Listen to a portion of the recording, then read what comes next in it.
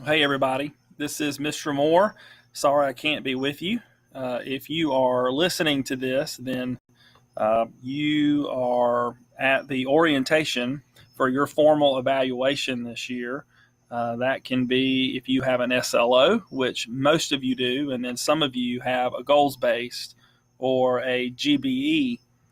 So we just kind of want to orient you. We're going to quote unquote kind of sign off on that today. And I do appreciate Ms. Heath for being here to lead us through this today, which should be very briefly. And you'll have a chance to take a look at the website we'll be using, which is a new part of this process. Ms. Heath's going to walk you through that after I'm done with my formal orientation part.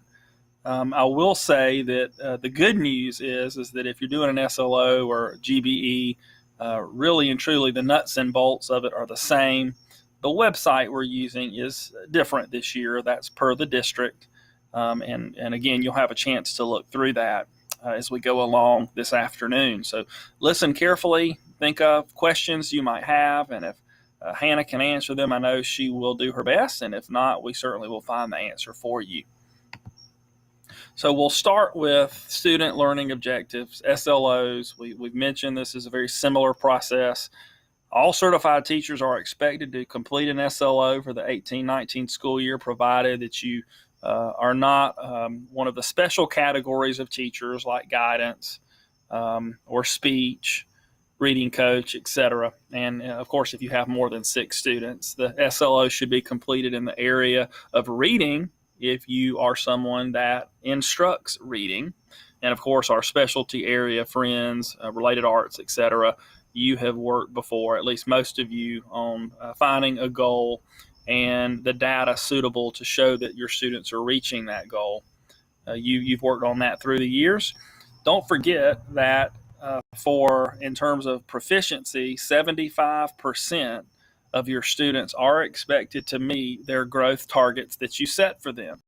So it's important as you set those growth targets to be just in consideration for making an obtainable goal. You don't want it to be easy. You want your students to grow, but you also don't want to set them to such a high level that you don't reach the 75%. And I think 75% is a very reasonable number. I would be worried if we had classrooms where students were not growing at the 75% clip. And then I'm not sure if you can see it there or not on the screen, but we no longer assume proficiency. So teachers have had the coverage of assuming proficiency. We got you to that 75%. This year, there is no such help or assistance, if you will. We just know that our students are going to work hard, and you're going to work with them and teach them to the best of your abilities, and we'll reach that 75% goal in terms of SLO. And that 75% is taking all of the scores into account, doing the math, and then, again, having 75% of them meet their growth targets. Continuing on with that, mentioning this, of course, to homeroom teachers who teach reading, you'll be collecting Fountas and Pinnell fall and then spring, and of course, anytime really throughout if you want to do some progress monitoring and map test. We're finishing up fall the next couple of weeks in September, and then of course in the spring we'll look at that growth, and you'll set targets for that growth via the map testing for reading. Non-reading teachers, most of you use a pre and a post-test format, and that works just fine. And I'm not going to click on these links, but Ms. Tollison was kind enough to provide adjusted map growth targets and Fountas and Pinnell targets when you're thinking about setting goals for those each individual student. You can click on those links. We'll share this with you, and then you'll be able to set appropriate goals. Remember, we adjust the map goals because technically we don't have a full year with the kids. And when they map test in, for instance, March or April, they certainly haven't had a full year's worth of instruction yet. So we adjust those accordingly to be fair. Do want to let you know that your SLO is due inputted into the computer by October the 1st. That is through the State Department and what our district expects as well. But the good news is that by the end of this week, I believe most of us will already really have the data we need to go ahead and set goals and get that process taken care of. And again, Hannah's going to show you a little bit of that on her end in just a few minutes. So changes, you heard me mention that earlier. First of all, data is collected on a spreadsheet and then submitted into the website. We're not using Enrich anymore. So it will be similar to that first year that we did SLOs for those of you who were with us then.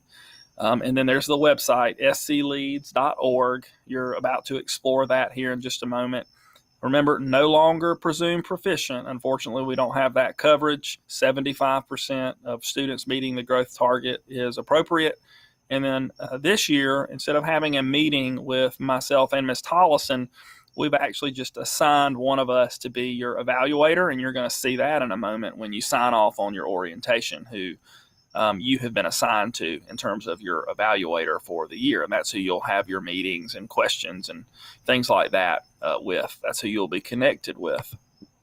So for GBE, or goals-based evaluation, friends, that's our media specialist and guidance, speech, reading coach.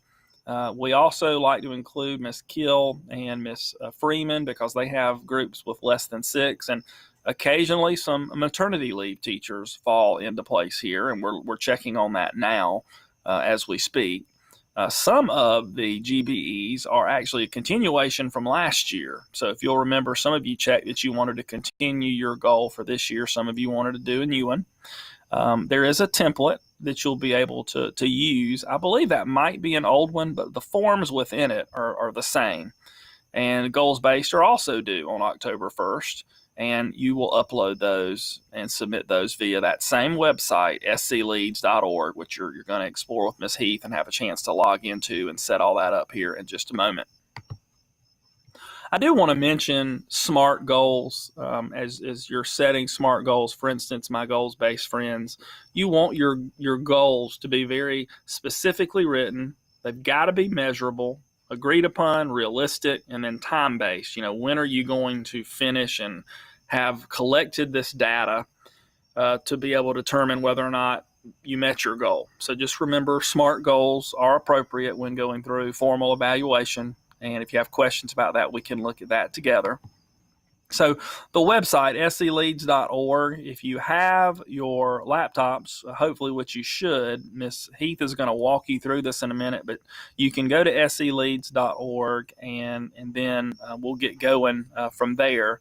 This is coming from Ms. Tollison's end, I believe, so it's going to look a little bit differently. But once we get you signed in, you'll click on evaluations, and when you click on evaluations, most of you, if you've been teaching more than a year, you're probably going to see different years worth of evaluation. And so you'll find on this screen, once you've clicked on evaluations, you'll find your most recent year. This is 18-19, and you'll go over here and click on details. Okay, so you're under evaluations, you're logged in, Ms. Heath's going to do that with you. You'll look for your most recent, this year's evaluation, click on details, and then at that point, you're going to be able to determine who your evaluator is, who you've been assigned to, which is important, obviously, for you to know. And then at the same time, you'll see some information here as you continue the process here. For instance, you guys are doing the orientation right now. This will start to fill in over here where it says overall completion progress. You'll see that fill in throughout the year as you turn things in and we sign off on things. And then what we're going to want you to eventually do before you leave today is you're going to check that you have received an orientation about our expanded adept. That's SLO or goals-based for you guys in this room.